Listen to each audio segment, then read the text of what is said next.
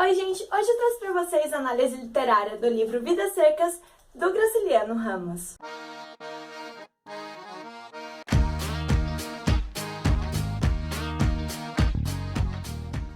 Vidas Secas foi publicado em 1938 e é da escola literária Modernismo, ou seja, ele tem muitas características de críticas sociais e também é um romance regionalista que se passa no sertão nordestino. Esse livro vai contar pra gente a história de uma família que, devido à seca e várias dificuldades no local onde elas estavam morando, tem que se mudar e se retirar para tentar a vida em outro local. Então, esse livro que tem 13 capítulos e é um romance não linear e é uma história cíclica, ou seja, ele se inicia com uma mudança e termina com outra mudança. Então ele tem um ciclo completo. O interessante de falar sobre ele é que ele tem 13 capítulos, porém, eles não se ligam. Você não precisa ler um para saber o próximo ou ler o próximo para saber o outro.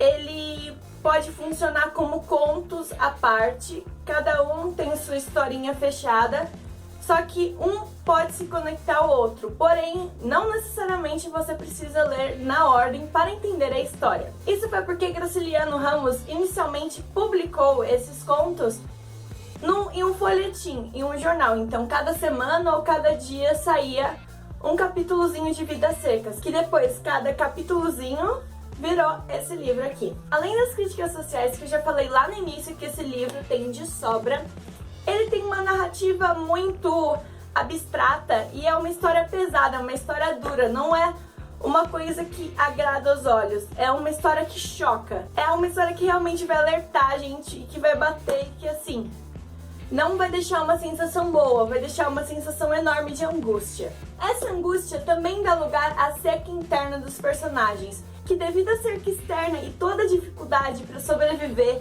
para arranjar um trabalho e para se alimentar, eles mesmos ficaram secos, eles não se comportam como humanos, que leva a gente a outra característica, que é a zoomorfização. A zoomorfização é um fenômeno que acontece nos livros, uma característica que os seres humanos, eles têm características animais. Então, os personagens aqui, eles têm poucos diálogos, eles se comunicam por meio de grunhidos, parece mesmo que eles se rastejam, parece que eles não são humanos realmente. Eles se misturam com os animais e os animais às vezes parecem ser mais humanos que eles, que é o caso da baleia, que é o cachorro de estimação dessa família. Como eu já disse também, esse livro é muito abstrato, então ele tem várias metáforas que na historinha a gente vai perceber que cada um quer dizer uma coisa. Por exemplo, o capítulo 12, que é o mundo coberto de penas, que se refere aos urubus, ao clima mórbido do local. Então, vamos lá para as características de cada personagem desse livro, começando pelo Fabiano, que é o pai da família e é um dos personagens mais zoomorfizados da história. Fabiano é aquela pessoa que sabe que é bicho, sabe que é submisso, sabe que ele nunca vai conseguir ser mais do que um capacho, nunca vai conseguir ser mais do que um cabra. Por mais que ele queira, por mais que ele deseje um futuro melhor, por mais que ele deseje uma educação, ele sabe que na condição dele, e na condição da seca, e na condição insalubre que ele e a família dele tem, ele nunca vai conseguir ser mais do que um bicho, um cabra, um capacho. Assim, a Vitória é a mãe da família, e assim como o Fabiano, ela é uma personagem extremamente zoomorfizada. Sim, eles têm poucos diálogos, ela é bem pra dentro, dá pra perceber que ela é uma personagem bem cabisbaixa, bem bruta. Porém, ela é muito esperta e com isso ela consegue fazer as contas da família, ela consegue administrar um pouco melhor do que o Fabiano. E além disso, ela cuida dos dois filhos pequenos. O filho mais novo, sim, na história eles não têm nome, pra vocês perceberem o quão desumanos é a condição dada pra eles. Eles não têm nenhum nome na narrativa. O filho mais novo vai ser o pequenininho da família e ele tem a vontade de ser que nem o pai. Ele olha o pai com uma extrema admiração e quer ser um cabra que nem ele. Ele quer cuidar da fazenda que nem o pai. Ele não percebe as dificuldades e vê o que o pai faz com um encantamento enorme. O filho mais velho já tá criando mais, assim, perspectiva do mundo deles e o sonho dele é aprender a ler e a escrever. Ele não sabe por que a família não se comunica tanto e ele acha incrível as pessoas que conseguem conversar, as pessoas que sabem ler.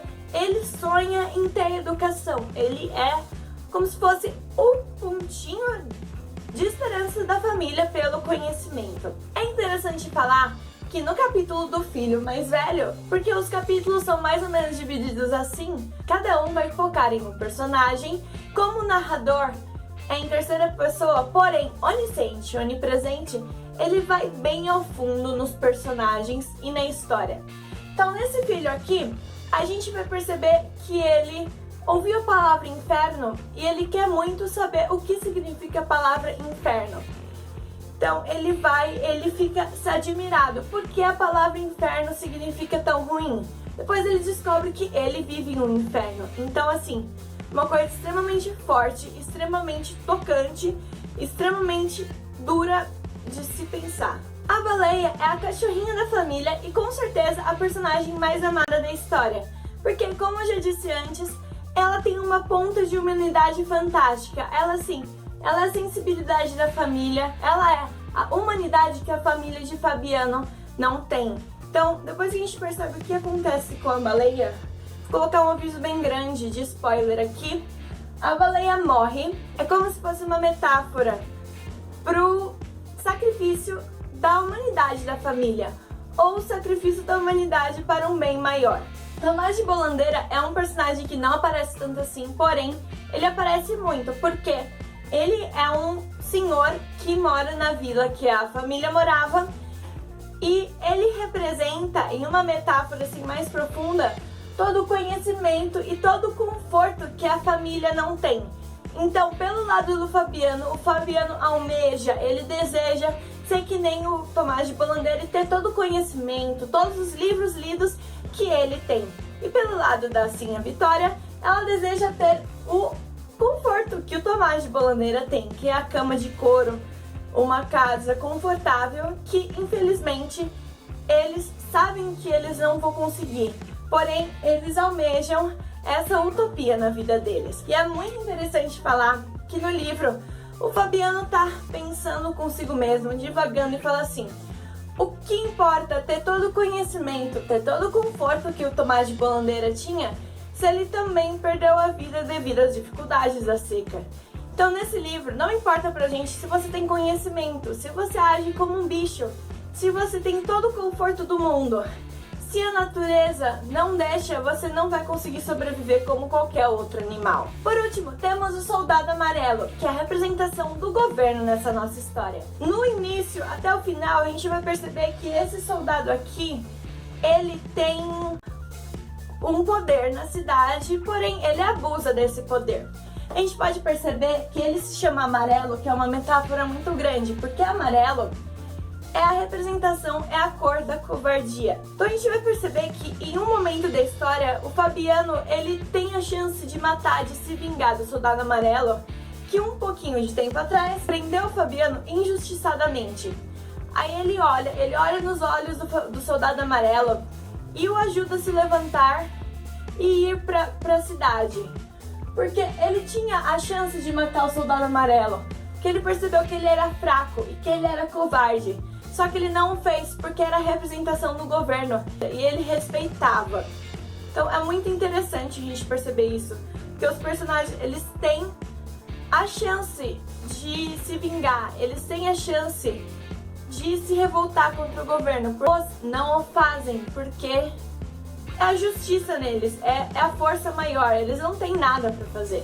E assim, o livro se encerra com uma outra mudança, igual a gente viu no começo do livro, porque ele é um ciclo, a família não se adapta a outro lugar, ele vai, se muda, e assim se mistura a esperança da família com o receio de não conseguir sobreviver, que é uma coisa muito forte. A gente percebe que a história pode se repetir, não só com essa família, mas também com muitas outras. E não acontece só desde 1938, mas que acontecia muitos anos antes e que se perdura até hoje.